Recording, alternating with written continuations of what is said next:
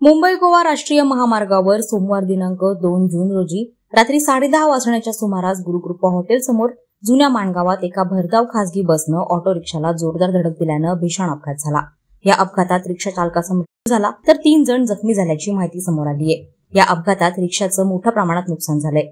या घटनेतील जखमी अश्विनी स्वप्नील दळवी वय वर्ष 30 राहणार चक्की नाका कल्याण पूर्व यांनी माणगाव पोलीस ठाण्यात तक्रार दाखल केली आहे। त्यांनी दिलेल्या माहितीनुसार अश्विनी त्यांची मुलगी साईशा स्वप्नील दळवी वय वर्ष 4 हिच्यासोबत मावस भाऊ अनिल सोनार यांच्या घरी जाण्यासाठी मामा अशोक भिक्कू सोनार वय 65 वर्ष राहणार जुने माणगाव सुतारवाडी यांच्या रिक्षातून प्रवास करत होते।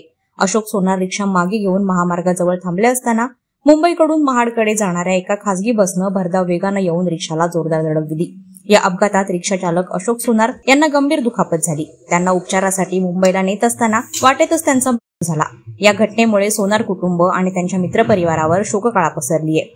तसेच अपघातात परी अनिल सोनार वय 11 वर्ष राहणार जुने माणगाव, अश्विनी दळवी आणि साईशा दळवी हे 3 जण जखमी झालेत। माणगाव पोलीस ठाण्यात या प्रकरणी बस चालक कालिदास बाबूराव कोकरे राहणार कुंभार भाट मालवण सिंधुदुर्ग यांच्या विरुद्ध भारतीय दंड संहितेच्या कलमांतर्गत गुन्हा दाखल करण्यात आलाय। या प्रकरणाचा तपास पोलीस निरीक्षक निवृत्ती बोराडे यांच्या मार्गदर्शनाखाली सहाय्यक पोलीस निरीक्षक बेलदार करतायत।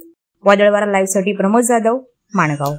नवी मुंबई व रायगड जिल्ह्यातील ताज्या बातम्या आणि घडामोडींसाठी सबस्क्राईब करा वादळवारा लाईव्ह चॅनल आणि दाबा बेल आयकॉन।